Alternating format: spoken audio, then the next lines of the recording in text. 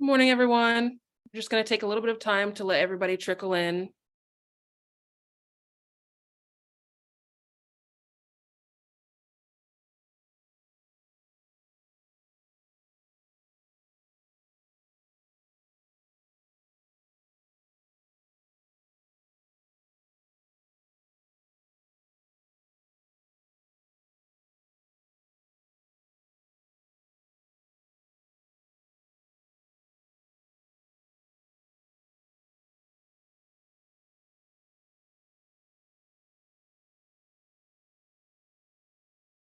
All right, so the numbers seem to be holding steady. So at this point, in the interest of time, I'll get started.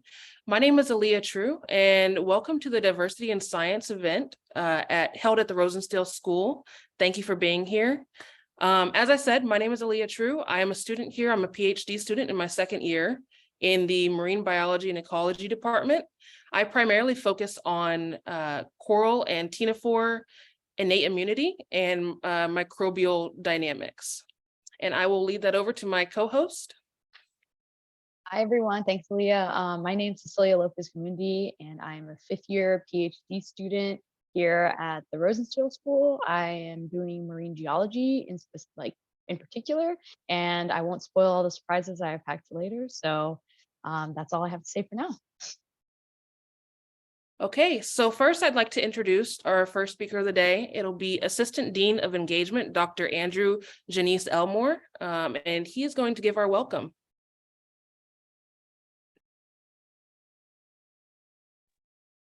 Hello, everyone. Welcome so much. And thank you, Aliyah and Ceci, for agreeing to host for us and for introducing all of the wonderful talks we have today. We're keeping it just under 2 hours, so feel free to dip in or dip out as you see fit. Of course, I think that we're showcasing a lot of diversity in all senses, both of research, of kind of personal experience and identity. And so mostly we wanted to have a chance to showcase the various kinds of cool research that we're doing at the Rosenstiel School at the University of Miami. And in my case, I wanted to briefly talk about our opportunities for study here. So I will go ahead and share my screen.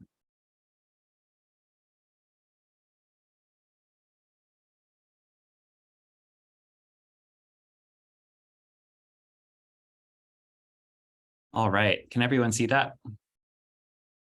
Yes. Good. So I just wanted to give you a quick overview of what our school's campus looks like. We're on Virginia Key in the middle of Biscayne Bay in beautiful Miami. We're right across the street from a NOAA facility. So we have a lot of research together with NOAA. We also have the Seaquarium and a local marine science high school that are all on the island with us. And all of our graduate students do a lot of work here. Undergraduates also come here for some things. But our main campus is across the bridge that you see in the background on the mainland of Miami in Coral Gables. And that's where a lot of our undergraduate studies are. But undergraduates do come here for certain things and do labs and other trips on our boats, things like that. Our school was founded in the 1940s and has since grown to be a leading academic institution for marine, atmospheric, and earth science. And we have 5 departments. The first one is atmospheric sciences, working on climate, weather, Saharan dust, all sorts of things. We have environmental science and policy, and this department kind of looks at the interactions between the natural environment and the human world. And we have marine biology and ecology, one of our most exciting departments for coral reefs, fisheries, and various kinds of fish, leopardfish and toadfish. We've also got marine geosciences, which works on all sorts of seismology, Ceci will go into much more detail than I will. And we have ocean sciences, which includes various kinds of remote sensing, mapping of the ocean, and we even have a hurricane in a box. So I just briefly wanted to mention some of the degrees we offer. One of the degrees is an undergraduate degree, obviously. We also offer PhDs and MS.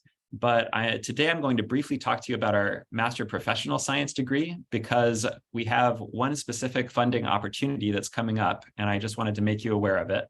So the Master Professional Science degree is usually completed in about 12 months to 15 months, which is quite short for a master's degree. Instead of doing a research thesis in a lab, many people choose to do an internship. And that internship can be broadly defined, either some sort of research, or it can be something that is more traditional, kind of in an office somewhere. Most students graduate within 15 months. You're welcome to email mps.earth.miami.edu or check out their website to learn more. But one of the things that the MPS degree offers is different kinds of funding. So for undergraduate funding, a lot of that comes from our central campus. So I encourage you to check out our canescentral.miami.edu website.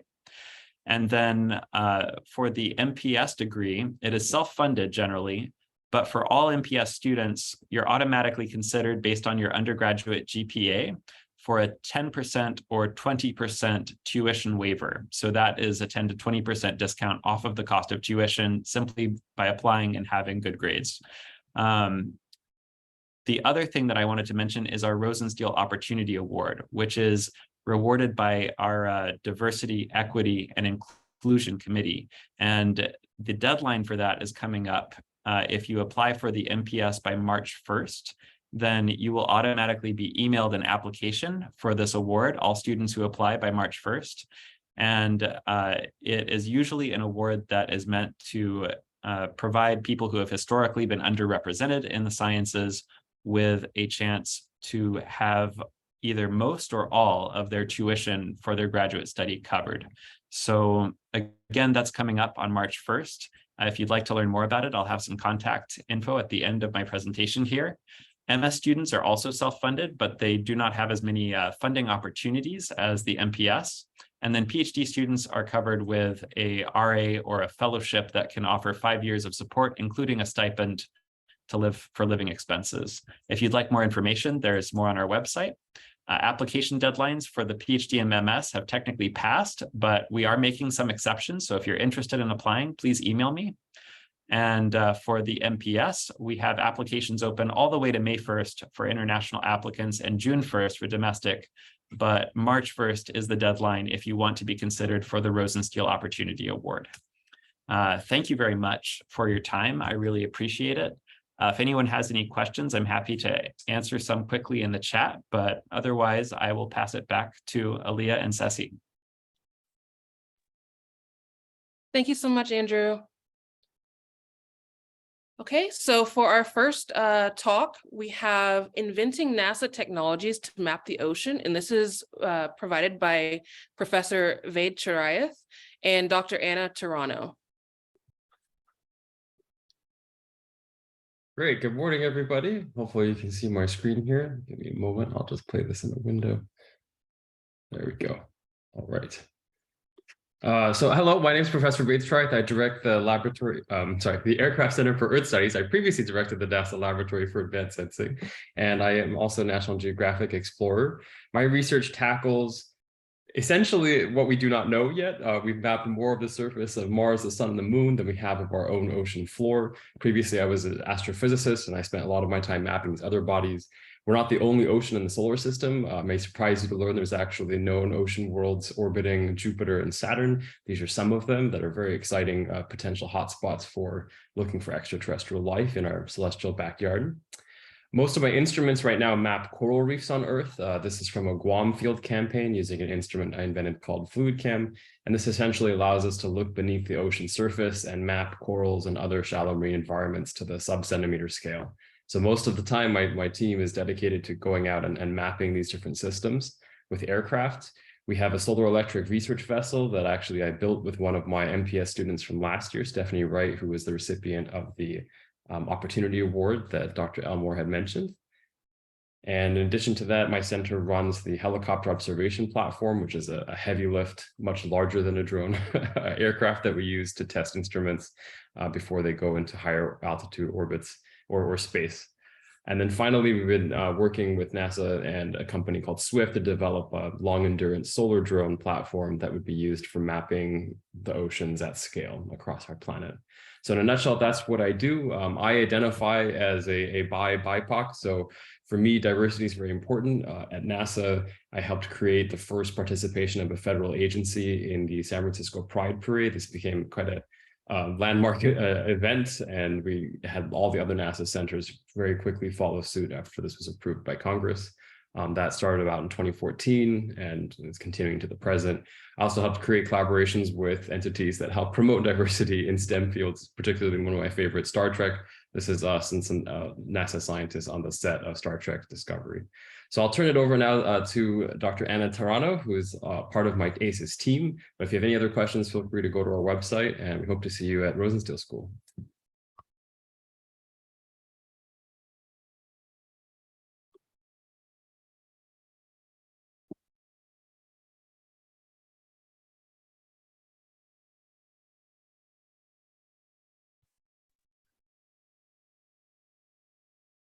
Hi, everyone. I'm Anna Maria Tárano, she, her pronouns, and I identify as a non-binary queer femme, Latina, and I'm excited to sort of give you an idea of how I use STEM, because for me, science and technology and all of that is not just for technology's sake or developing cool technologies, but it's also a way for us to make ways in bettering Earth and then also expressing yourself. So I'm just going to give a few examples of how I've done that in the hopes of inspiring you. So right now, I'm studying coral reefs using machine learning in Professor Chirayath's lab. And before that, I was studying asteroids with the Asteroid Threat Assessment Project at NASA during my PhD at Stanford. And the things that sort of bridge that together is machine learning or computer science. And that's, let me tell you how I got here. So my first coding experience was not a typical one at a coding challenge or anything like that, or a class. It actually started by trying to express myself on MySpace, which is one of the oldest social networking sites. On the right, you can see the original sort of website that they gave you as a template that people could go and then message you and look at your pictures, etc. And then on the left is the one that I made using HTML with a little boom box that moves, and I thought that was super cool. So yeah, so not everyone starts coding in the same ways, and that doesn't matter. The importance is that you're learning. And so I just wanted to give you a little of that. And so then when I wanted to go to college, I was trying to figure out what I wanted to study. And so I was looking into aerospace engineering because I thought that with human space exploration and understanding our solar systems, we would be indirectly tackling the world's most challenging sustainability issues, because if you're trying to support life on this little can revolving around Earth or going elsewhere, then you would be tackling indirectly sort of these like system level challenges that we face on Earth. How do we feed people? How do we breathe, etc. And so that led me to working on some things called CubeSats, which are small satellites. And I thought that that was super fun because you collaborate with a lot of people. It's big challenges, but you have to think about them in a lot of puzzles. So if you're curious and you're flexible and you like to collaborate, satellites are a great place to do that. Something else that I was very curious about, again, is human space exploration. So one of the things that led me to is studying space radiation effects on astronauts, which I did for a while at the NASA Space Radiation Laboratory, where we shot quasi-relativistic particles at cells to see how the radiation affected cell death or life in general. So another project that I've worked on that I've been really passionate about is the Asteroid Threat Assessment Project, as I mentioned in my PhD. And there I was using artificial intelligence and supercomputers in order to better understand what was coming into our atmosphere in order to quantify and qualify the asteroid threat. And so that's what my PhD was on. But then I realized that the asteroid threat wasn't as imminent as the ecological and climate crisis that we're dealing with. So I wanted to turn my skills and my curiosity towards coral mapping in order to focus on Earth. And so that's where I'm at today, here at the University of Miami in the Ocean Sciences Department. I'm applying the same tools, machine learning, learning about the biology of it as well, but I'm applying the same sort of skills in order to better understand the state of the coral reefs and around the world. And so another cool thing that I used machine learning for was helping an artist develop a chatbot that was exhibited in New York last year, where the robot was answering questions in real time and communicating and teaching a decolonization and voguing class. And then, as I said, for me, STEM is not just something that we do in a laboratory or at work. It's something that I use to self-express. And so I'm just showing you here some example of a jacket that I designed using science and this art piece as an inspiration, where there's different slabs of different colors that then a motor superposes together. And then it's not really like a static piece of art, which I thought was really interesting. And so I used lenticular optics and fabric to design and reverse that sort of role, where instead of motor moving the colors together, it's the viewer as they revolve around the piece, the colors change. And I'm just going to show you a little video. So as you can see, it goes from like yellow to pink to blue, depending on your viewing angle. And yeah, so that's like fun for me. So that's why I'm showing it, because I think it's really fun to bridge science and art, not just in a lab. And then also something that's really important to me in my identities is like showing up fully as I am. And that means not only supporting, but encouraging a healthy community around me, especially for groups that I may be a part of. So I just want to give an example of my involvement in my community. I don't think that those things should be apart, and that they are intrinsic into the well-being of your research and of the science that gets done. So yeah, thank you so much for listening, and I look forward to questions. Thank you, Vade and Anna. Those were some great presentations. I just want to remind everyone you can ask them directly with the Q&A chat, and I'll be able to ask any questions. But in the meantime, I have a couple of questions, and this could be directed at Vade or Anna, whoever wants to answer. How do you choose a career path when you're interested in so many different things?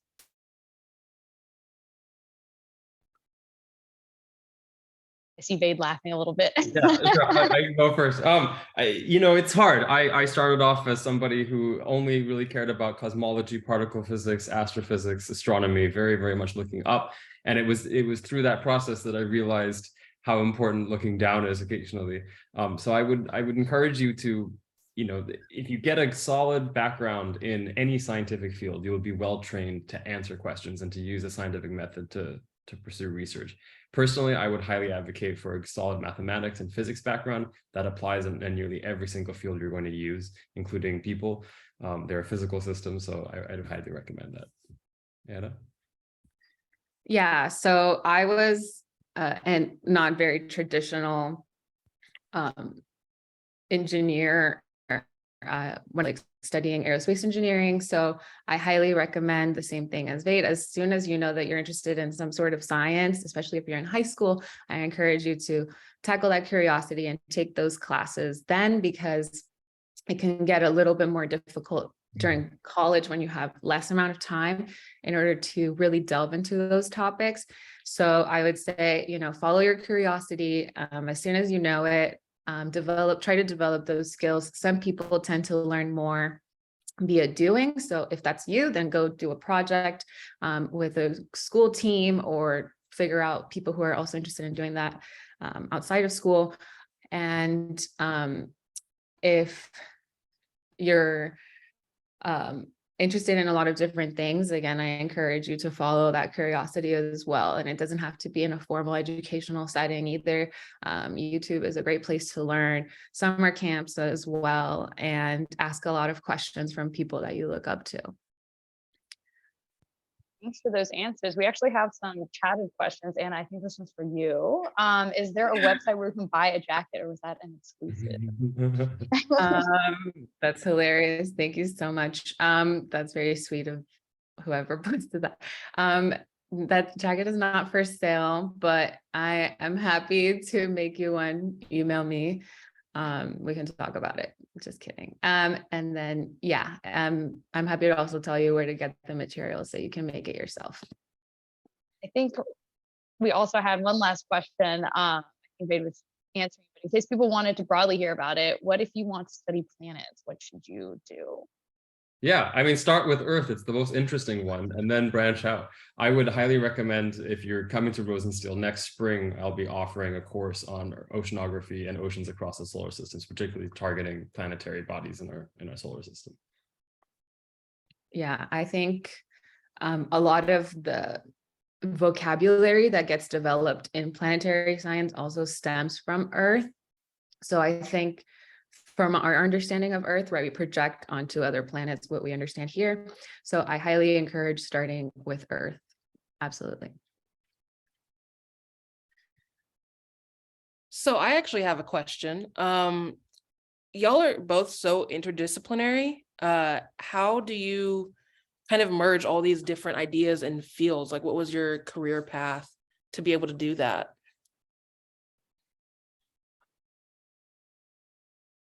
And you want to tackle that? I mean, I would say working with good people. In fact, when I first started working with scientists at Rosenstiel about 12 years ago, and they were oceanographers, and I was very much in aeronautics and space. And they were kind of pushing me to use my technologies for earth science applications. And it was that collaboration that really, drew me here eventually. But at the time, it's in that interdisciplinary work that there's so much low-hanging fruit that needs to be done. So if just a number of astronomers moved into ocean science, like a number of problems would be solved. So I feel like my job is quite easy. Vice versa, if oceanographers moved into astronomy, they would be asking questions in a very different manner. And so that's, for me, I found it's a nice place to be at the intersection. Yeah, and to add on to that, I think that with any interdisciplinary project, there's going to be more than a few fields you're not necessarily comfortable with as you start. And so I highly encourage people to be brave and curious, and not be afraid to be creative within that sphere. You are bringing a new perspective. You are thinking of things in a different way. Like, for example, when Vade and I meet with people from Rosenstiel, we have like this, since we both were aerospace engineers, we both have these vantage points of, oh, remember that class where we saw this problem being solved a certain way? Maybe this would be helpful for this ODE, so like solving problem. So yeah, not be afraid to ask questions. Vocabulary is important. You're going to show up and you're not going to know the language. So I think that it's not just like your preparation is super important, but also realizing that like that preparation that you have is individual, is very important in comparison to the others. And that means asking questions so that you can understand what they're talking about, but also contributing with your particular vantage point. Thank you so much. I really appreciate that.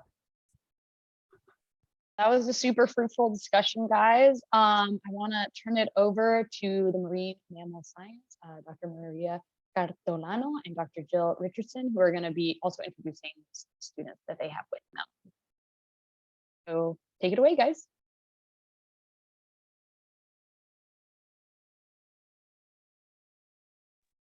There's no sound. from some of our graduate students who are pursuing careers in marine mammal science.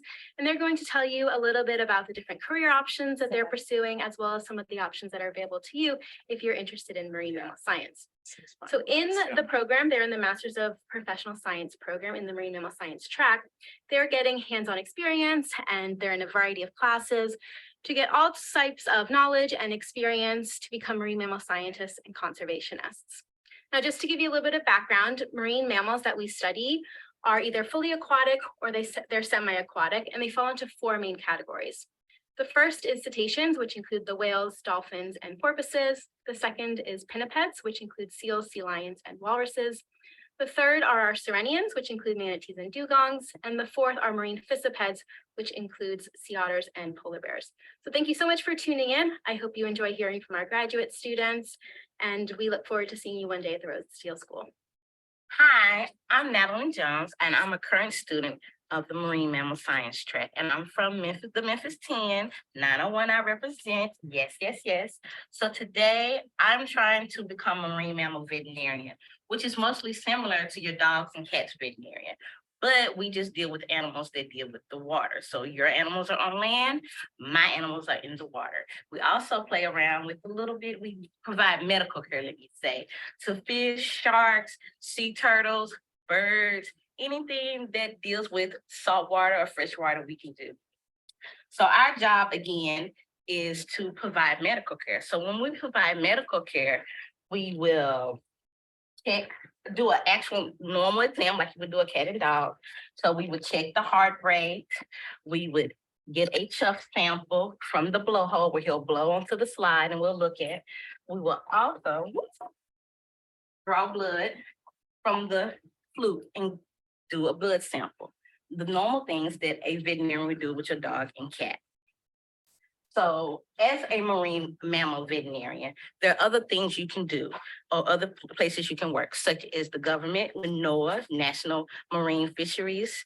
You can also work in stranding networks like nonprofits like the National Marine Mammal Commissions or the Marine Mammal Center. You can also work at a facility, mostly like the Georgia Aquarium or SeaWorld. So those are just some of the options. And let's say we don't pretty much like touching the animals. You don't want to be out in the field. So you can do behind the scenes work, such as when people collect those samples, those various veterinarians, you can work in a lab and you can do things like looking at their cells and their tissues, be a pathologist, a histologist, or toxicology, looking at their very chemical elements that's in their like blubber, things like that. So those are all the wonderful things. Now let's talk about diversity in marine mammal science. It's not a lot, it's very few. So you have to create your own melanated space. And when you do that, you have the right to be there. You have to show up and just be focused and trust yourself and just dream big. And you have to work through a lot of challenges, but it's gonna be okay because you're gonna make it. So I just encourage you to just have fun, trust the process, enjoy your journey, and just continue to grow and continue to do your passion. Hi, everyone. My name is Sarah, and I'm also an MPS student in the Marine Mammal Science track at University of Miami. I am African-American. My mom is German, and my dad is African-American. I was a student athlete at Barry University, where I played softball and got my undergraduate degree in pre-professional biology. Like Natalyn went over, veterinary medicine plays an important role in animal health, but it also provides researchers with a lot of important data. Findings in veterinary medicine can be analyzed for causes of disease and other trends from studying genetics, evolution, physiology, medicine, pollution, and ecology of species. If you're interested in marine mammal research, there are many different fields that you could study, such as acoustics, noise pollution, like I mentioned, how sounds humans create affect marine mammals, population size and structure, migration patterns, species distribution. You can analyze blood and urine and fecal samples to understand disease and the mechanisms of disease. And being that we are in South Florida, we do see a lot of manatees. And since they are a threatened species, researchers are trying to do everything they can to understand the species to ultimately protect them. Some examples of manatee research would be understanding how the manatee moves, how they sense their environment. We have a skull here, how they sense their environment, You can analyze the actual cellular components of the skull, also how they are adapted to their specific diet. Further, we have here a vertebrae from a manatee. You can study their growth or also potentially how old the manatee is. So without research, it would be pretty difficult to understand trends, diseases, and evolution of animals. And this information is really important to create laws and policies that protect these animals. But luckily for us, the field of research is very broad ranging and there's always a topic for you dependent on your specific interests. Hi guys, hola a todos. Mi nombre es Alannah Sofía Orengo Fernández y soy nacida y criada de Puerto Rico. So I recently graduated from an undergrad in animal science with a pre-vet certification where my aim was directed regarding veterinarian. But marine mammal science program shifted my focus more into conservation and stranding efforts for marine mammals. In this program, we get a lot of education and training on how to respond to marine mammal strandings. So what is stranding? Stranding can be defined when an animal is beached or close to shore, either dead or alive, or presenting difficulties to getting back in the water. Some of the causes might be noise pollution, as previously explained by my colleague Sarah, some entanglements, some diseases, environmental conditions, or often cases we might not know the sources of the stranding. So what happens if the animal is deceased? So NOAA and the authorities will recover the carcasses and perform a necropsy to determine a cause of death, which might give us information regarding species and population assessments. If the animal is alive, NOAA will perform or determine if the animal is releasable back into the wild, or if it needs to be deemed to a rehab facility for further assessment or care, or sometimes it needs to be euthanized. So in this proper program, we get a lot of care regarding rescue and rehab, and some of the props you might need for stranding a marine mammal is going to be a stretcher just like this, so we can further assess the animal and take it where it needs to go. So if you're interested in caring and helping for the marine mammals or just love and care for them, some career path or choices might be stranding biologist, stranding coordinator, research technician, or a veterinarian. Hi, I'm Morgan Thornton. I'm from North Carolina, and I obtained my bachelor's degree from the University of North Carolina at Asheville, where I studied environmental studies. Currently, I am a second semester student in the marine mammal science track in the MPS program. I am interested in pursuing a career in science communication, focusing on marine mammal conservation. As a BIPOC woman, I feel that there needs to be more BIPOC representation in science communication, because marine mammals face a lot of anthropogenic threats, which means threats that are caused by humans. It is very important to create laws and regulations to protect them, as well as advocating for the protection of these animals so that other generations can experience and learn about the importance of these animals. So another area of study you can explore in the MPS program is science communication. My goals are to conduct marine mammal research focused on conservation and create videos and content to share publicly. Also, I can interview other scientists in the marine mammal conservation field and educate the public on the current research so that the public can remain educated on conservation work. In this field, if you want to work in conservation beyond science communication, you can work for governmental organizations, universities, nonprofit organizations, and zoological facilities. You could also work in law enforcement to enforce the laws protecting marine mammals, such as those under the Marine Mammal Protection Act. All of the information and data that comes from veterinarians, researchers, and stranding biologists like Natalyn, Sarah, and Alannah mentioned are used to make effective policies and regulations to protect marine mammals. So, for example, to create an effective conservation plan for an endangered marine mammal, you need data on how many there are and where they are found, what anthropogenic threats affect them, and how and why their population is growing or declining, and what diseases are prevalent in the population. Once you have this information, conservationists implement the research and create laws and regulations to protect marine mammals. Conservationists are also responsible for educating the public on how to protect marine mammal species. And this is why science communication is important for marine mammal scientists. Thank you so much for tuning in. We hope you learned a little bit about our MPS program here at the Rosenstiel School and all of the opportunities that are open to you if you're interested in marine mammal science. You are welcome in this field, and we hope to see you one day at the Rosenstiel School. I'd be happy to answer any questions that you have.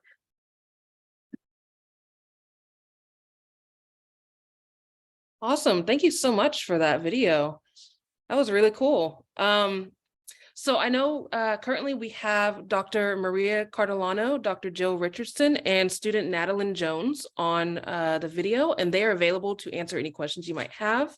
Please drop those in the chat at your earliest convenience. But I actually have a question. I'm curious, what species of marine mammals does your team help with rescue and rehab, specifically in South Florida? Sure. Our team will respond to a variety of different strandings here in South Florida. So it kind of depends on what stranding it is. So there's strandings of bottlenose dolphins. Students have responded to strandings of sperm whales. Most commonly, though, our students will work with local organizations to respond to manatee strandings, especially during the winter when they are dealing with cold stress, or if there's a boat strike. There's also currently an unusual mortality event on the east coast of Florida. So manatees, there's very successful manatee rehabilitation in Florida. And so a lot of times our students will help with not only the rescue of a manatee, but after it's been rehabbed, with the release of a manatee as well. It's awesome. Thank you. What would you say would be, oh, we have a question. Let's see. What undergraduate degrees are most helpful when looking into marine veterinary career path? I can take this one. Some schools will have very specific programs relevant to that topic, but even if they don't, my suggestion would, sort of like Ved said, is try to stay more generalized in the field of biology. And the schools that don't have specific programs will often have offices that support that specific career path. So they'll guide you in terms of what specific classes you'll need to embed into your schedule so that you are very marketable in terms of submitting your applications to graduate veterinary programs. Awesome. Regarding, again, going back to the rescue and rehab, what can people who are living in coastal communities do to help out, if they notice a stranding, or if they're participating in I forgot the word, but basically whenever you go out to snorkel, or if you're on a trip or something, to prevent boat strikes, things like that. I can take the first half of that question. So if you ever do see an injured or stranded marine mammal, all marine mammals are protected federally under the Marine Mammal Protection Act. So it's illegal to touch or engage with any marine mammals in the wild. However, we have some really awesome organizations, especially in Florida, the FWC, that have phone numbers that you can call. Just look it up on the internet, who to call. And once you talk to the FWC, they'll give you the instructions needed to proceed with how to help with either a manatee or a dolphin stranding. I actually think you answered both questions with specifically the fact that you should not touch marine mammals or marine animals in general. So thank you. I can finish up the second part. To avoid boat strikes in, making sure that you are boating as safely as possible. Manatees are fairly slower moving organisms, so they're more likely to be hit by boats. And so making sure that you have really good eyes on the water. The FWC and NOAA both have really good suggestions on their websites on how to avoid boat strikes. And then if there is a boat strike, the best thing that you can do is report that boat strike, and so that that animal can get taken care of. All right. And last question real quick. Are advanced math skills required? Natalyn, do you want to take this one? But you have to unmute. No, not really. I mean, it depends on what you're doing. Like in veterinary medicine, math skills are more like conversions. So you're converting like the weight in order to get your prescription medicine. But then like if you go into research, if you're really like deep into research, you might do population count. So like counting the population, but it's nothing too hard to where you'll need like algebra or calculus or something like that. It's just basically you're adding, multiplying, subtracting, maybe dividing. So, and then if we have to go into depth like statistics, or things like that that really just boggles your brain. You have so many different types of programs that will do it for you. You do not have to worry about that. So, but with like research and things like that, it's mostly just you're counting visually. So definitely knowing 1, 2, 3 is a plus. And then while in veterinary medicine, knowing fractions and dividing, multiplying, and things like that, that is a major thing. So that's about pretty much it. Thank you so much for your time. And they will be here later on to answer any questions in the chat. But we have our next speaker here, Professor Paquita Zuidema, and she is going to be talking about low clouds and why we care. Thank you for that. So yeah, I am in the atmospheric sciences department at Rosenstiel School. And so I guess we help out with the marine mammals in that we can predict when the weather is going to be bad and when the cold spells are coming through, so that the manatees will, those are often times when manatees have a harder time when the temperatures get cold. One of the focuses of my department is our hurricanes, and there's also a big focus on climate change. My own is more on low clouds, and I am going to share a presentation. Let's see. Just that is mostly, it's kind of to communicate. Oh shoot, I need to make sure that you can see this. I'm sorry. I thought we were ready.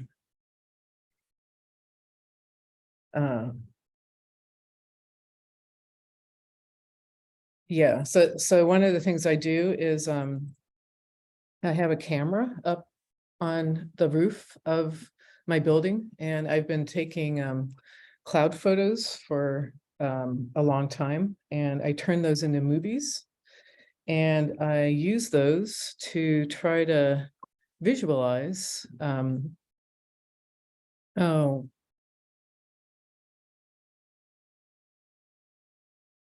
Darn it, I can't share my screen until I quit and reopen Zoom. Do you want to go to a different person and come back to me? What do you all think? I will defer to what Andrew and Heidi might think about that. Said that maybe some people were jumping in for specific talks. Okay. Guys. I can't, it won't let me. Do you want to log out and log back in, Paquita? Yeah, it's I need to give permission to my computer to let things be recorded, and I didn't realize that when I started this. Kelly So and I need to quit Zoom and then reopen it. okay, Kelly and Kristen, do you think you'd like to go ahead and do yours first? Sure. Yeah, we don't mind going ahead. Okay, let's go ahead and Ceci or Aliyah, would you like to introduce Kelly and Kristen? Yeah, for sure. I can introduce Kelly and Kristen. They work in Fisheries Research. And yeah, I guess we can just take it away from there, guys. Thanks for popping in. No worries, no worries. Sorry about that. Rolls. All right. Can you guys see my screen? We can see the schedule, Chris, not the presentation yet. How about now? Yes, perfect. All right, awesome. All right. So yeah, good morning, ladies and gentlemen. We're happy today to talk to you about some fisheries research being done in the Babcock Lab up in the Rosenstiel School of Marine Atmospheric Science. My name is Chris Investor-Tubu. And I'm Kelly Saluri.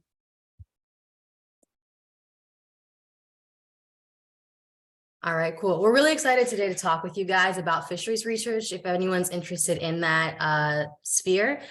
So we wanted to tell you a little bit about the kinds of tools that we use, the kind of research that we do, and also opportunities for you in grad school or in marine science. Next slide, please. So I'm going to start with myself and my research. I'm a second-year master's student doing ecological forecasting of bycatch in the Gulf of Mexico. If you don't know what bycatch is, when fisheries go out, they have a target catch in mind. Let's say it's tuna. Everything that they catch that isn't tuna or is tuna that they can't sell is called bycatch. And so we're looking for a win-win situation where the fishermen go out and try to catch what they want to catch, and that the animals that they don't want to catch stay in the water. And so that's also good for conservation. And so I use a lot of computational skills. For me, it's the most important part of my research, and I highly recommend that if you're an undergrad, if you're thinking about going to grad school, to look to learn more analytical and computational skills. Here in the lab, everyone knows like a computer program like Python, R, SAS, or Java. And we live in kind of an age where we have so much information, but a shortage of people who know what to do with that kind of information to come to have really important and powerful analyses that can lead to decisions in management and conservation, etc. So here are some of the skills that we use in data analysis. So exploratory data analysis is what data scientists do, modeling to kind of show how phenomenons work using math. Machine learning is my specialty, and data visualization. Next slide, please.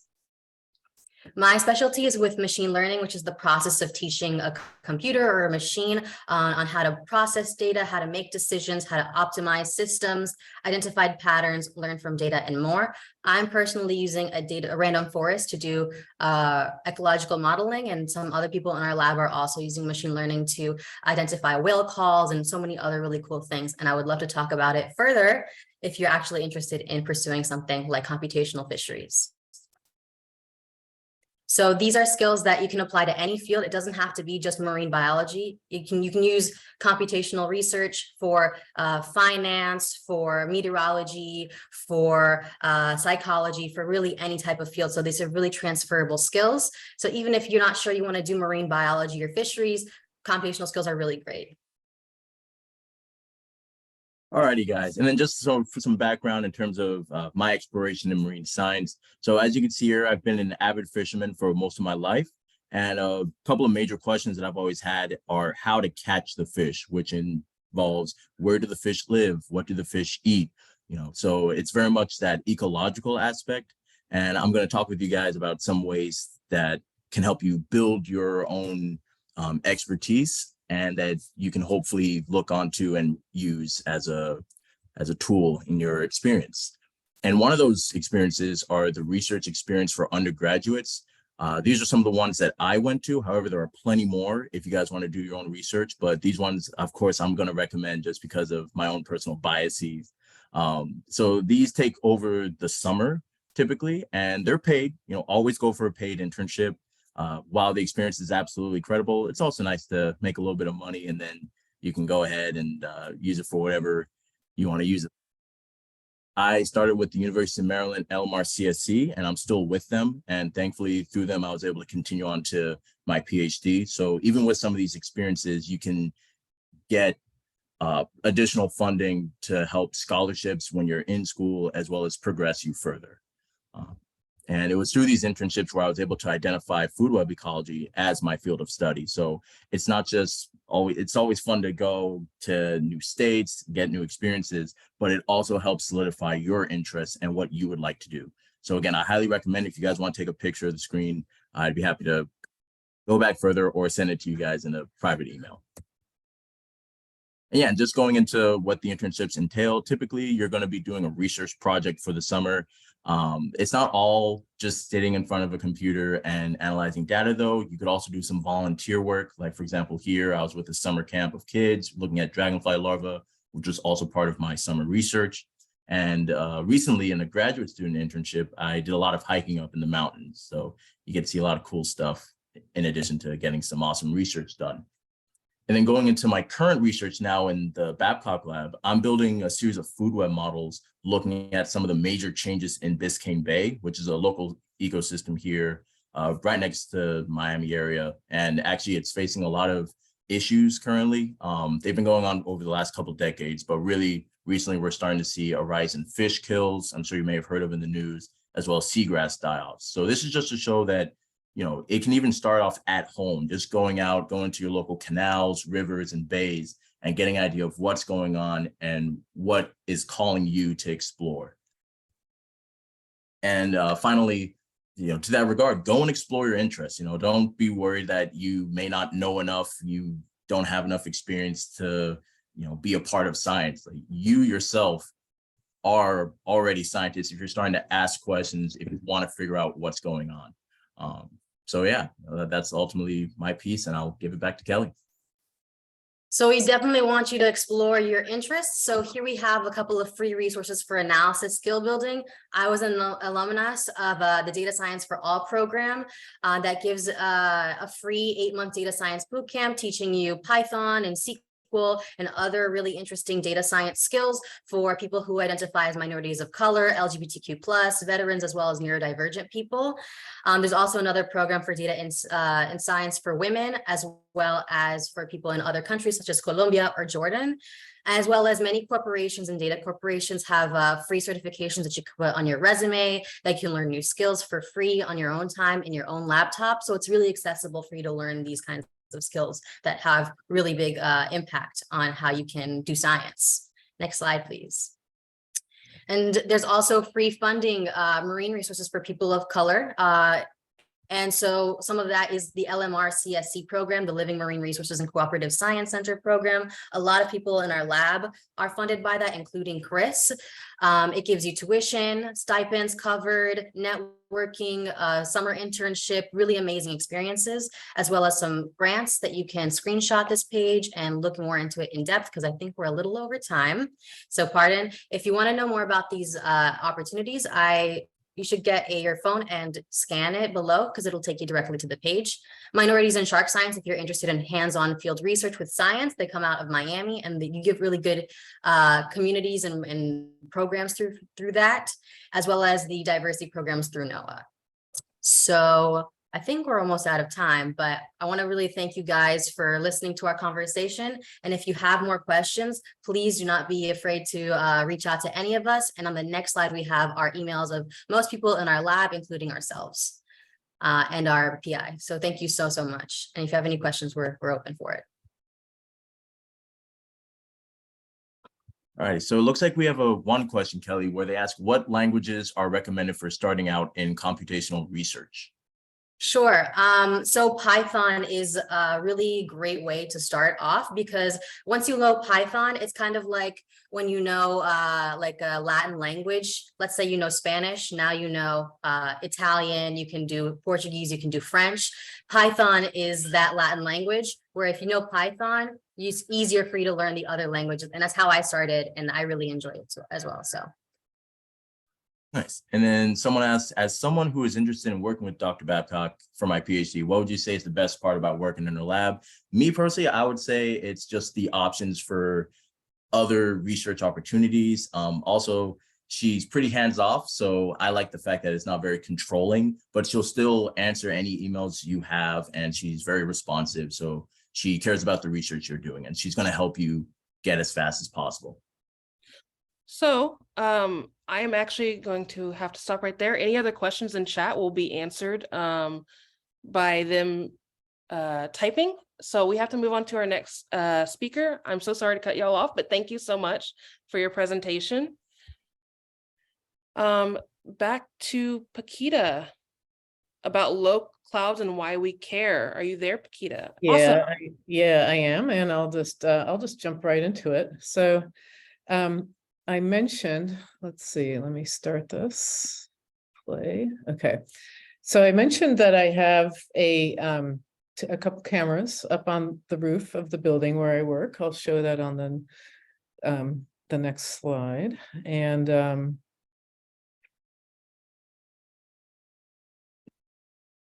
okay, there we go. And I've been using those to make movies with, to try to understand and just visualize what clouds are doing in our atmosphere. They're really fascinating. They're the building block of extreme weather, and we live with these clouds every day. So why are they there? How long do they last? What makes them go away? these are actually important questions because as our climate is changing, we expect the low cloud fraction to change, and that's going to change the world that we live in. For example, Miami is getting warmer, and what that does to, if we have more or less low clouds will also affect the temperatures that we grow under, or that we live under.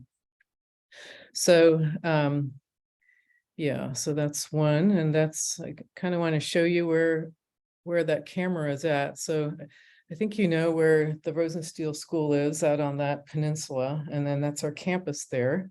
And then the cameras I have are right on the top of that white roof that's in the upper right-hand corner there. And it's been staring out over Biscayne Bay for about 10 years now. So I have a little website, and I can go there every day just to see what the weather is like before I go out to work, which is nice. So that earlier movie showed clouds on a nice day like today. Sometimes though, these clouds can develop pretty quickly and it can turn into rain like this. But the showers kind of come and go. And so if you had to guess, what maybe just think for yourself, why do the clouds behave like this on one day and they just stay kind of low and don't grow this thickly on some other days? And how does that relate to how much rain we get? So yeah, just we'll just pause. You can think of an answer, and I'll move on to the next slide. And just this is something I just find kind of amazing about our atmosphere, that most of the water that's in our atmosphere you can't actually see. It's all in a gas form, water vapor. And so what's kind of remarkable about clouds is that it helps visualize where the water vapor is. So if you see a lot of cloud growth happening on one day, then one thing you might be able to infer from that is that there's a lot of moisture in the air. And you can't always tell that from right at the surface, because yeah, just depending on the winds, or you can't always tell. And so you see this kind of interesting thing in the background there where the top of the clouds sort of pancake out. So that's where it's hitting the top of the atmosphere that we live in. So, and you don't really get, there's a large portion of the atmosphere where you don't get any clouds at all. So this is kind of how we envision why clouds develop. So in these movies, it's really kind of striking that, the cloudy air is going up. So why is that happening? Because you would think, water is heavier than air, right? Water falls. If you have a cup of water and you accidentally knock it off your table, it's going to fall to the ground. But it turns out that if the water is in a vapor form, in a gas form, it actually makes it lighter than the air that it's in. So it will go up. So yeah, anytime you see a cloud, it's actually air in there that's moving up into the atmosphere. So yeah, so you raise the clouds or the air that makes it cloudy, and it either turns into rain or it mixes with air and kind of dries out, and mixes with drier air above and dries out. So there's also a whole process by which these cloud droplets grow, because they also need the vapor to to keep growing and to turn into the raindrops that ultimately fall back to the earth. So you get a whole cycle of how a water cycle of how moisture is brought up over our ocean, evaporated off of our oceans, and then turns into these clouds and rain and is brought back to the ocean. So it's a pretty important part of our, just determining our day-to-day comfort level. And I think I might be kind of hitting my time. So I do want to kind of show like what you can do with all this. There's really a lot of jobs that rely on this kind of a background. I mean, there's, you know, besides, well, in Miami, hurricane research is large, but there's also just a lot of other jobs that are developing that are in the private industry that rely on meteorology. Sports teams hire meteorologists to get an idea of the playing conditions for their, for example, the Super Bowl. I'm sure both teams are outfitting their teams with just the right gear.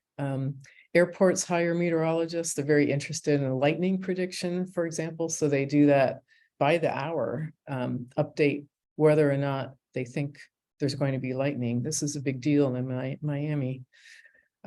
Energy use, like wind, solar forecasting, they make use of a lot of meteorologists.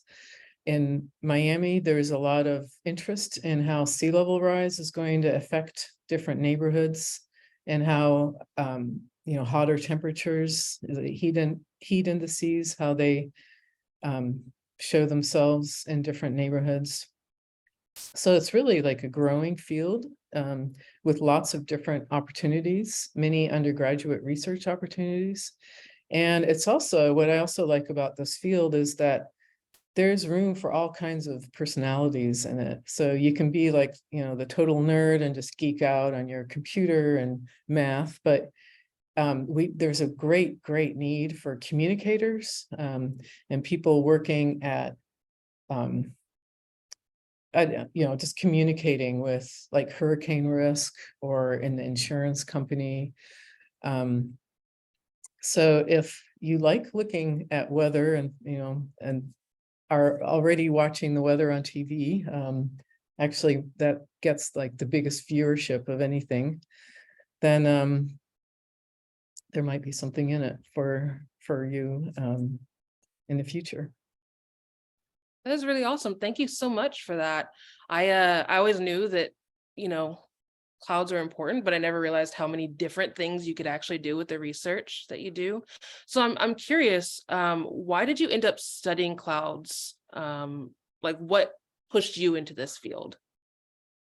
Well, so I am kind of a nerd, but so I kind of just like doing things that are a little bit introverted. So that part of it made it easier for me. But what really drew me into this is that I think there's a lot of social good, a lot of ways that it can contribute to understanding our world better and making it a more habitable place at, you know, at all kinds of levels.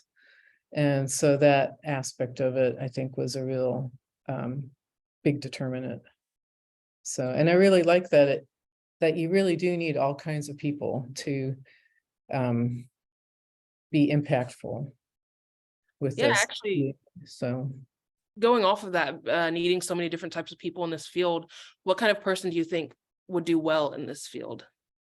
Well, really, I think it just takes having an interest.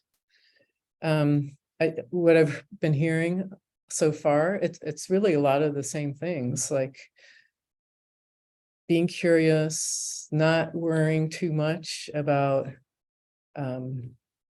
just kind of following your path and just figuring it out, and it will work out. Somebody said, trust the process. That was a good thing to say. Like, yeah, just trust that you'll work it out. Yeah. Well, thank you so much for being here and giving your time. Please, by all means, if anybody has any more questions, put them in the chat. Paquita will be here for a couple more minutes to answer any questions you have. Our next talk today is going to be about toadfish in Dr. Danielle McDonald's lab.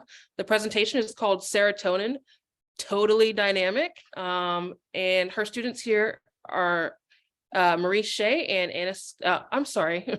Mary Shay, I'm sorry, I'm dyslexic, and Anastasiya Plotnikova. And take it away. Hi there, my name is Dr. Danielle McDonald, and I'm a professor here at the Rosenstiel School in the Department of Marine Biology and Ecology, and I'm the head of the Toadfish Lab. In my lab, what we do is investigate how fish respond to environmental stress. So things like pollution, oil pollution, pharmaceutical pollution, how fish respond to other fish or predators, and how they respond to environmental hypoxia, which is low oxygen in the water. One of the things we look at is a chemical called serotonin, which is involved in depression and anxiety, and it's also involved in the stress response. So let's come into the wet lab and I'll introduce you to Mary Shay. She was a prior graduate student and is now a research technician in my lab. Come on. Hi, everyone. So as Danielle said, my name is Mary. I was a former graduate student here in the Toadfish Lab, and I'm now a research technician. So a little bit about me. I'm originally from a small port town that's just outside the city limits of Los Angeles, California.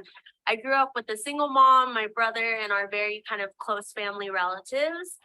Growing up, it was a little bit of a difficult kind of struggle, but my mom always made sure that we had food to eat, a place to rest our head, and clothes on our back. And one thing that she always drove home to both me and my brother was that education is key, and that if you lose everything in life, the one thing that no one can ever take away from you is your education. So that's kind of my advice to you, is that if you have these dreams that you want to go into science, or even if you decide that you don't want to go to science and you have other dreams, with the right amount of motivation, dedication, and support system, anything is possible.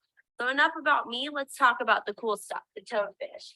So for my graduate work, I looked at studying serotonin through the lens of how it's impacted and it changes when toadfish are exposed to pharmaceuticals. So this here is a toadfish. And so it's very cool looking, and they come in all different shapes, sizes, and colors. So for my research now as a research technician, it's not actually with the toadfish. It still focuses on serotonin, but it's actually with a different organism that's just as cool. It's an invertebrate species known as a sea slug called Aplysia. And my research right now is focusing on another environmental stressor, which Danielle mentioned, hypoxia.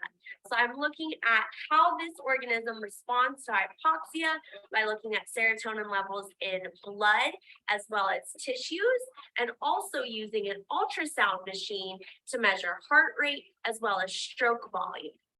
So let's go ahead and meet a graduate student in the lab, Anastasiya, who's going to go ahead and talk about another reason why we would use an ultrasound machine for our research. Hi, everyone. My name is Anastasiya, and I'm a third-year PhD student here in the Toadfish Lab. So my story with science is kind of unique. I was originally born in Ukraine, and I immigrated to the United States with my family when I was 5. As I went through elementary and middle school, I had a knack for writing and reading, literature, all the kind of creative left brain type things. But when I got to high school, I realized that I was very interested in biodiversity and diversity in organisms, as well as biology. Then when I was doing my undergraduate degree here at UM, I got the chance to work with Dr. McDonald. And I realized that I was very interested in physiology and learning how things work.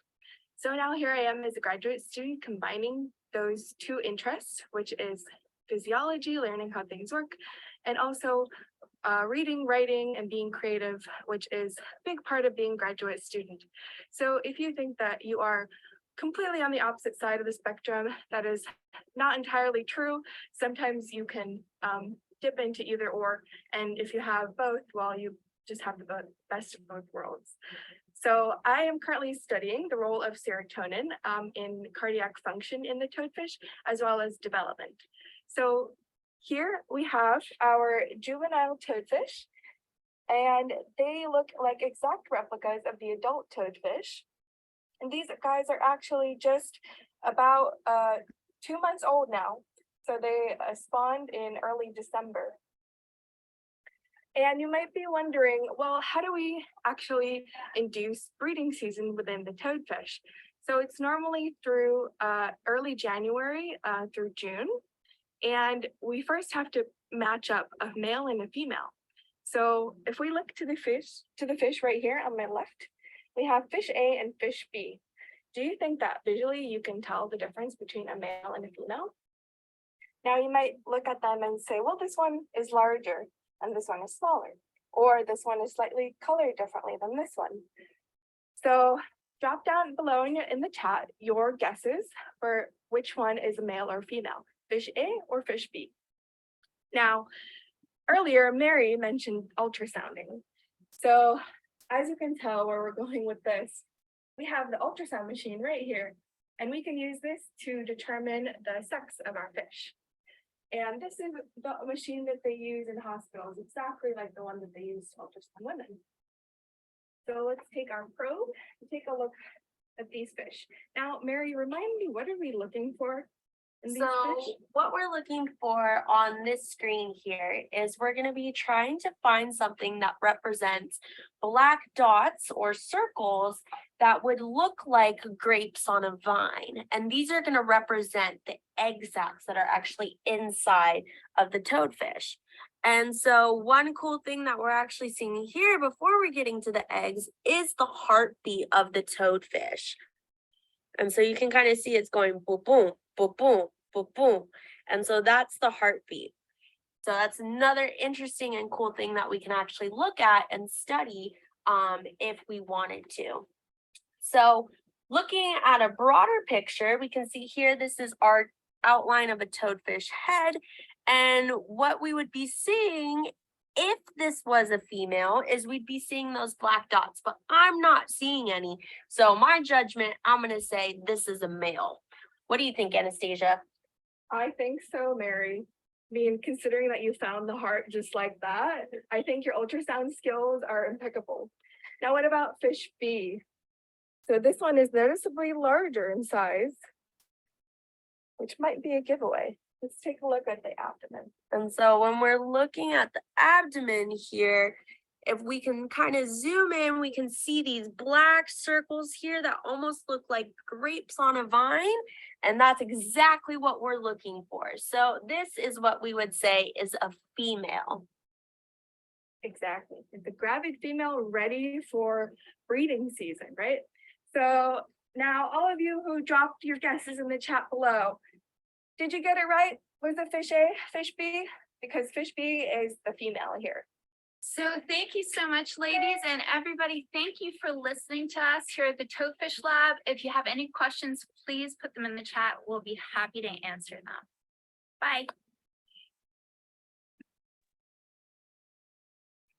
Very cool work. I didn't even know, I've been to your lab like a couple times. I didn't even know you had an ultrasound machine. So that is really cool.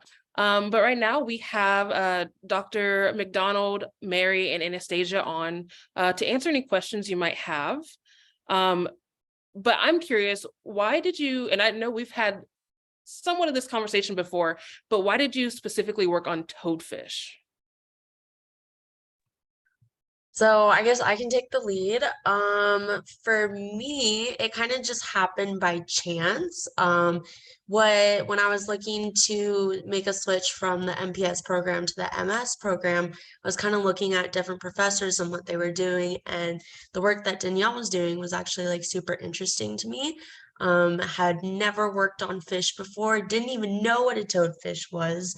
And then I got into the lab, started working with them, and my love for toadfish is infinite, and it will never die. I love those little guys and gals. They are really cool, interesting, and unique creatures to study. So yeah, I really wish y'all showed they're the ones that croak, right? yes, yeah. So they make a sound called a boat whistle. And we have in past seminars kind of played that sound, but it's kind of like a deep, almost like I always call it a foghorn, but it's called a boat whistle. And they do that. The males will make that sound to kind of let the females know that they are ready to reproduce. And so it's very common during breeding season. So right now, sometimes when you're in the lab, in our wet lab with all the fish, if you are lucky enough, you'll be able to actually hear it in the lab, and they'll make a boat whistle for you. So it's really cool to hear and very special. Very cool. We actually have a very excited question in chat. How can I get involved in this lab?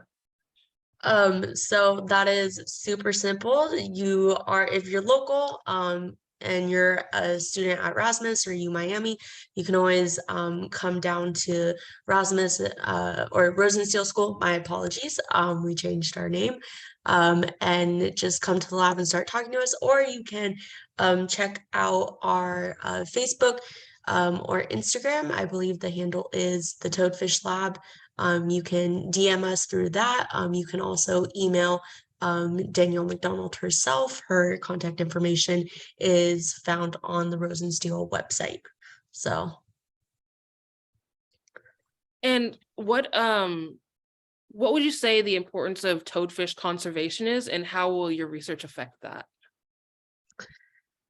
So I would say what we're studying specifically in the lab is important for conservation in the aspect that we're learning how certain things will impact the physiology of these fish, which also have kind of a broader scope into human health. Specifically for cardiac function, which Anastasiya is studying a lot, as well as kind of leading into the whole depression kind of medication aspect. So what we're doing not only is benefiting the organisms themselves, but can also kind of in lieu benefit us as well, and provide us some education on those topics. Yeah, branching off of that topic with medication, I know that I've talked to you, Danielle, quite a bit about this, but do you have any advice for people that have old medications and things like that to keep it out of our waterway? Yes, that's a really good question. If you have old medications, the one thing that you shouldn't do is throw them down the toilet, flush them down the toilet, because they do go right into our wastewater treatment, and a lot of wastewater treatment plants don't have the capacity to remove those compounds from our wastewater, and they end up in the environment. And so fish are actually being exposed to all sorts of pharmaceuticals right now that we use as humans that we're disposing of improperly. So if you do have extras, the best thing to do is to return them to your pharmacy. Probably second best would be to kind of remove any information that you have on the actual bottle and pack the container full of coffee grounds, and then you can toss them that way and they'll go into landfill. But it's definitely number one best way would be to return them to your pharmacy, tell them that you no longer need this medication, and they will dispose of it properly, and usually it's incinerated. Oh, wow, I didn't know that. That's really cool. Well, thank you so much, everybody, for being on. They will be available for any questions you might have later on. Just post them in the chat.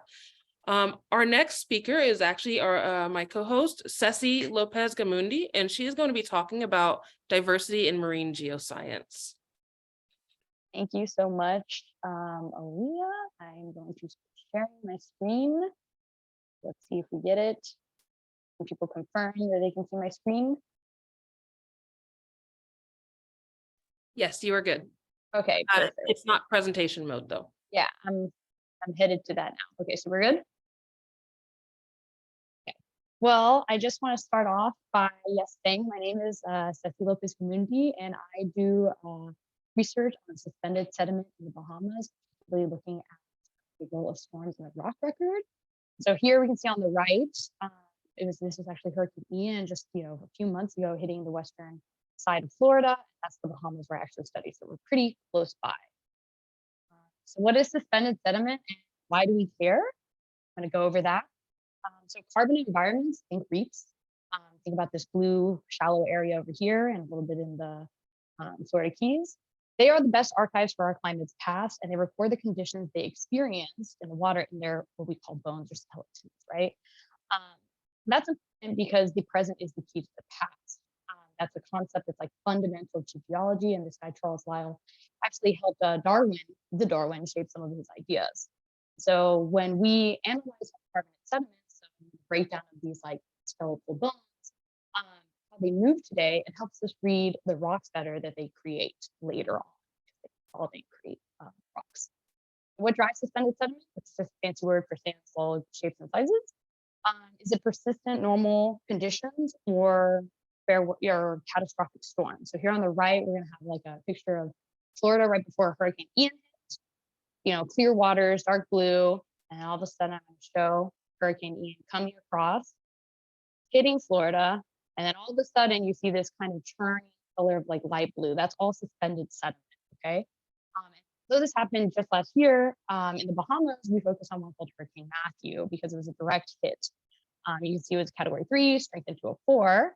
And these are the wind speeds that they induced for that. Then here on the right, we're going to see a simulation that we did about the hurricane induced current velocity. So we have the tide moving back and forth. All of a sudden, you're going to see this hurricane, you know, draw current velocities up to a meter per second.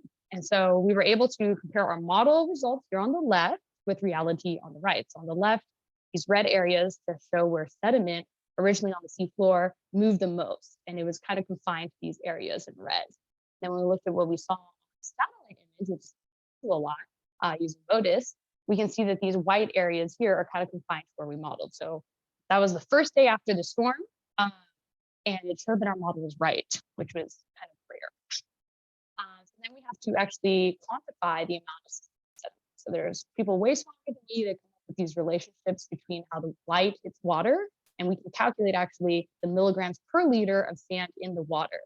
And that's only quantifiable, or we can only calculate that up to almost like 10 days after the storm, because there's a lot of scatter from the sun and the hitting the clouds that affects how we kind of numerically quantitate it. So here we have a map of the Bahamas. Once again, the redder colors means higher suspended sediment concentrations. This is like the area at one screenshot in time, but we can actually look how suspended sediment changes across the entire Bahamas over time. So here we have kind of a time series. Here is years. Here is right here suspended sediment milligrams per liter. And these peaks right here correlate with significant storms. We just saw Hurricane Matthew. But a thing that we can notice is some hurricanes that are lower intensity, so a more yellow color, they can up much more sediment. So that's kind of interesting thing we found. And then we have these kind of spikes that occur not during hurricane season. So here on the right, I kind of showed you a satellite image of that day. And here is Florida, and then it goes all the way to Canada. And we're going to see how a storm develops right here on the right. You're going to see a cyclone. And if we zoom up to how that affects the Bahamas, I mean, this is thousands of miles away. We can actually see as the storm passes, all of a sudden it gets white, like we saw in the first video. So this is actually a southern extension, one of those northeasterns for bomb cyclones. So we can now identify that in the northeastern. And then if we just want to look at the fair weather, so we're just going to zoom in on this red box for 2 years. Okay, there's this lower concentration than those storms. We kind of see two regimes. Here's the winter in gray, and the summer that has lower concentrations. So in the winter, we have more wind. It's windier, stormier, regular storms that increases the suspended sediment. Summer, it's a lot calmer, so lower. But how do these two weather regimes compare in terms of how much sediment they can move? We have to kind of look at the balance of scales. Is one storm better, or is the persistent fair weather conditions? So here we have the bathymetry, which is just the water depth, and then we have that image of that plume of sediment that moved during Hurricane Matthew. And if we know the water depth and we know the concentration we know that concentration in that plume, we can isolate that plume and say, okay, that's about 1 billion kilograms of sediment just in that one plume 10 days later. Okay, so then we compare it to all sediment being made across the Bahamas in one entire year. So like I mentioned before, carbon environments, they create bones like corals do and stuff like that, skeletons. That creates that sediment, but it also comes from a lot of different areas like mackerel and seagrass, things like that. And so I spent my first year of my PhD calculating all the sand that's ever being made on the platform in 1 year, and then compare how much was moved in a storm. That's about 2% to 10% of a year's worth of sediment being made. So the total amount of mud being produced, of mud production being suspended in a single storm is anywhere from 9 days to 35 days of platform-wide sediment formation. We compare that to the fair weather, and I aggregated that all over a year. Fair weather spends anywhere from 7 months to 2 years. So even though these storms are really catastrophic while you're experiencing them, the geologic record, they might not be as important. So in conclusion, and our future work, storms kick up large amounts of sediment, but daily processes are more important over time. That's really cool. Charles Lyell had it right in the 1830s, and we're just kind of verifying that more quantitatively. And even though the Bahamas is one of the most well-studied carbon environments in the world, we still need to find out a lot more, including me. My last part of my thesis is going to be how much sediment leaves this shallow water area and actually goes over the edge, like we saw in our first video, Florida's western shelf. Okay? And then we also need y'all's help. So being involved in UMiami research. And I just want to say that diversity of demographics is really diversity of thought. And that's really important in the scientific community because that brings fresh perspectives and ideas to solving like really important questions.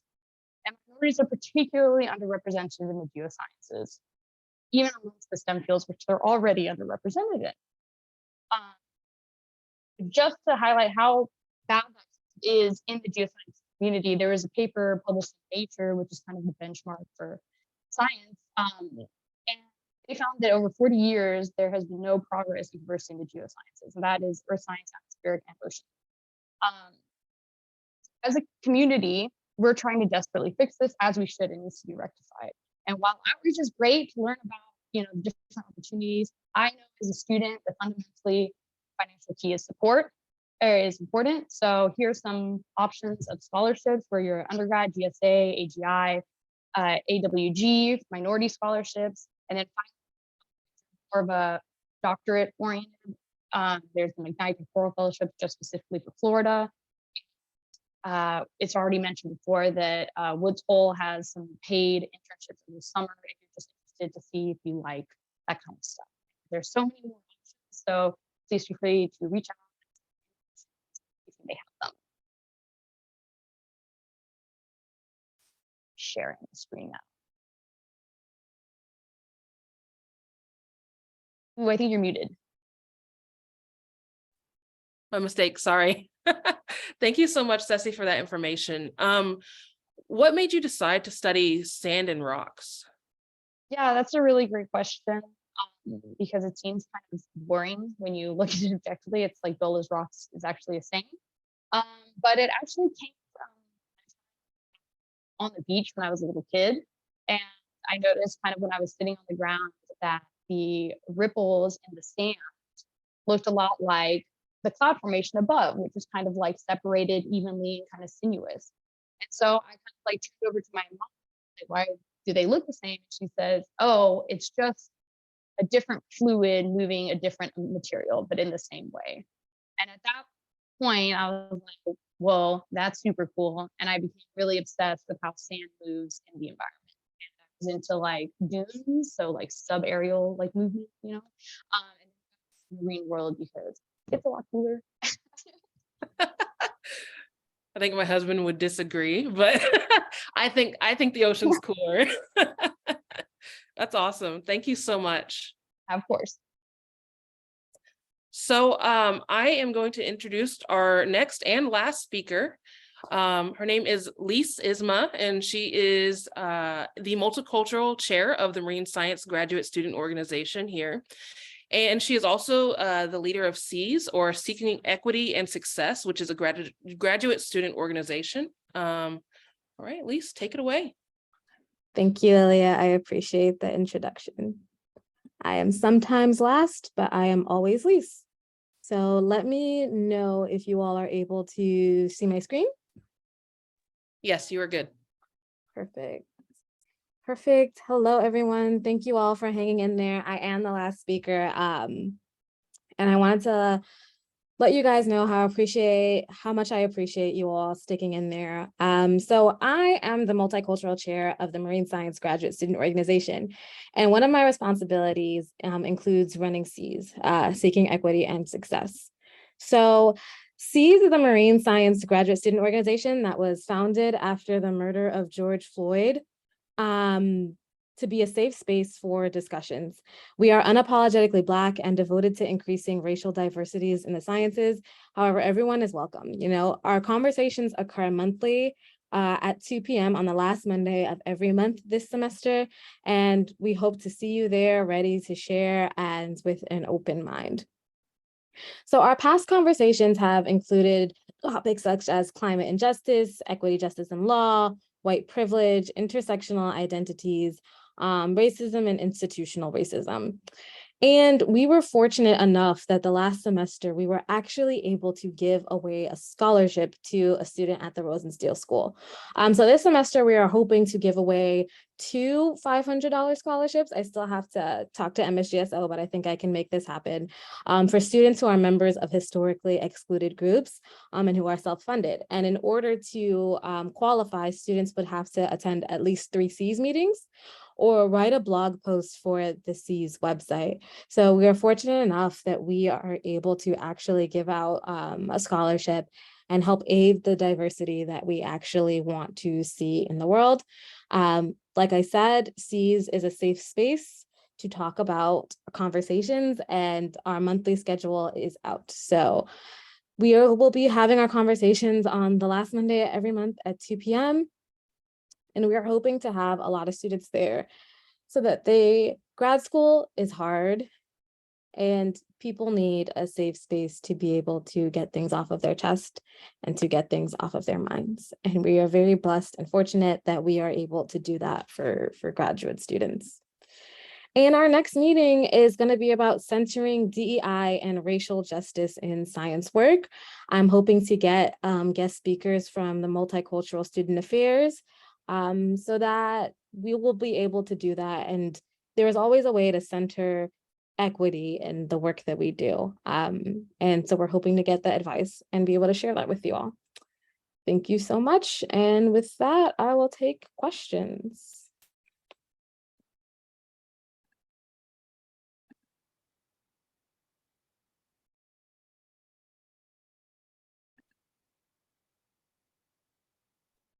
Thank you so much for that. I guess I have one question, which is who can actually join SEAS at the Rosenstiel School?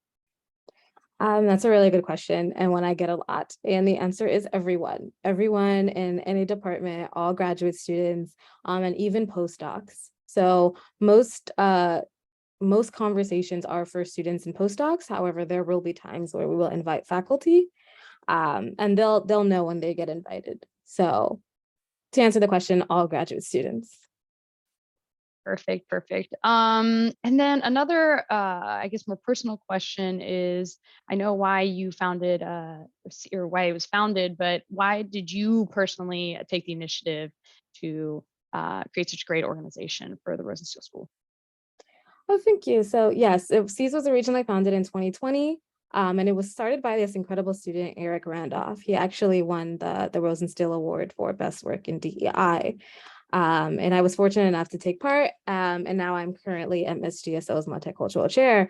And I felt the need to step up and to do it because this is an amazing quote. If not me, who? And if not now, when? And that lives in my mind a lot. And it was just something that I felt on my spirit that I wanted to do.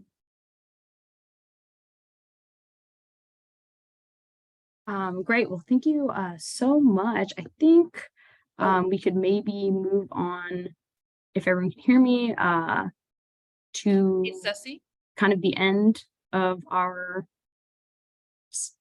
diversity and inclusion. So I'm going to pass it off to Aliyah, who's going to kind of summarize everything. And then we're going to ask you guys to please do some surveys if possible.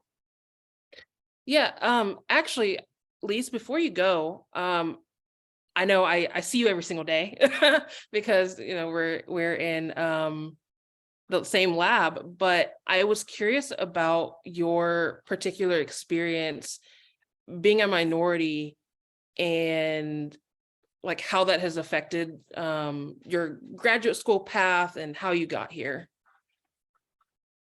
Yeah, so as you know, like I'm originally from Haiti, right? And so coming here to the United States, I've lived in Miami my whole life and I've always lived in Haitian neighborhoods. And so my experience being a minority is different than other people's because for a majority of my life, I didn't feel like I was one because everybody was Haitian, just like I was, right?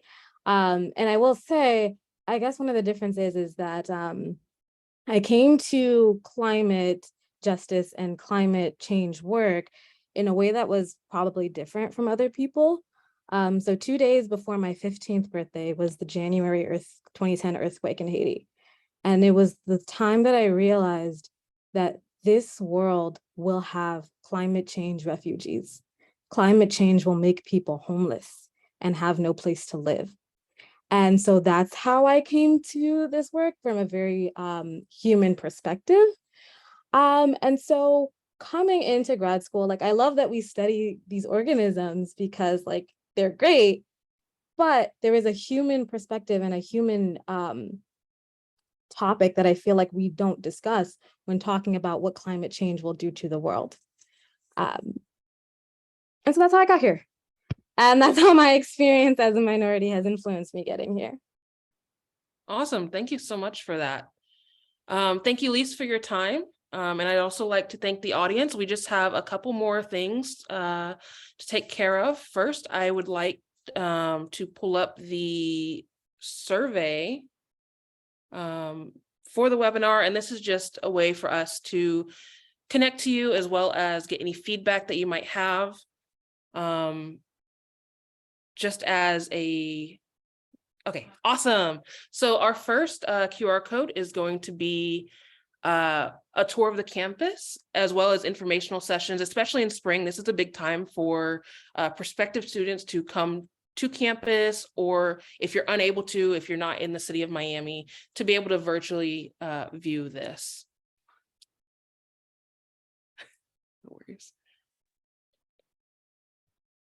So yeah, please be sure to, scan the QR code. I think we also have, yes, another one, which we really value you guys' surveys. Like, first of all, thank you for taking out the time on a Saturday to come learn about our various groups here. That means a lot. Initiative is probably the most important thing in science. So you're already halfway there. And so please just, take a chance. We want to improve this experience as much as possible, reach any more people. And if there's any groups that you already know of Erasmus that you are interested in hearing from that you didn't hear from today, that's another, great thing, or maybe less technical or a little bit more about opportunities or scholarships. It seems like we had a lot of questions about that. If you want any additional material, just please fill that out on the survey. And we'd be really grateful. Yes, and just before everybody leaves, I would like to make a statement because I know some of our audience maybe past, well, no one's really ever passed the age to go back to school or be interested in this, but I know we have a lot of people in the audience that are high schoolers or undergrads, and looking to go to grad school or even just looking to go to school in general. And I would like to say that there is a space for you and you are welcome here, and you do not have to be perfect. I know that in this day and age, that there can be a lot of anxiety around school and science and like, well, will I have good enough grades, or will I fit the status quo of what I see in science? And I really just want to let you know that make your own space. I just, to share a personal story, I am pretty much at every minority intersection you can think of. I mean, I'm both Black, Indigenous, white. I come from a poor working background. I'm a first-gen student. And I struggled, honestly, in undergrad. So much so that I actually failed out of school. And I honestly had a 0.5 GPA. And that's a big part of my story because I had to make that comeback. And most people think that if you struggle that hard, you can't get to where I'm at in a PhD. That is totally not true. You do not have to be perfect. You just have to have drive and interest. So please take up that space, show your interest, ask questions. You will not bother anybody. We have time and we want to help. So thank you so much for being here today.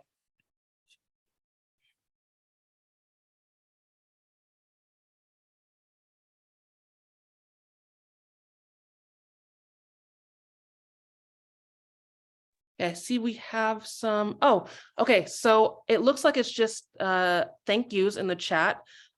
Please feel free to reach out afterwards to anybody that was on the panel today. I'm sure that everybody will be comfortable with answering any questions that you might want to send directly to. I know I am. So if you ever want to reach out to me, you're more than welcome to. You can find me on the Rosenstiel website.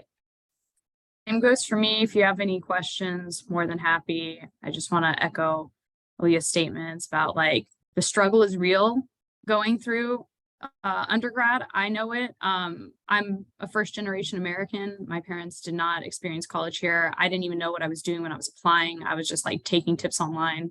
And so I feel like talking to graduate students who navigated that already, like there's so many moments where I kind of like slap my forehead, like, I wish I knew that when I was an undergrad. And we want to make everyone's lives easier for versions of ourselves. Like, you know, like we know the struggle. So please, like scholarships, outreach, anything to make your life easier, just for you to succeed and reach your goal. We're here for that. Yeah, definitely. One of the questions is everybody's information on the school website. I hesitate because I have access to everybody, so I'm not quite sure. But I know that it is really easy to find everybody on the website. And let's see if Heidi or Andrew, if you have any recommendations on how to reach out.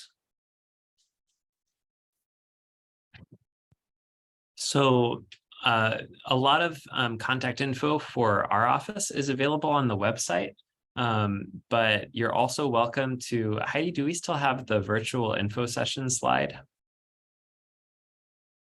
Yes, we do. And then I'll go ahead and drop my email address into the chat, and I'm happy to connect you to anyone who participated today. If you're interested in reaching out to someone and they didn't provide their email, I can go ahead and connect you if you just email me.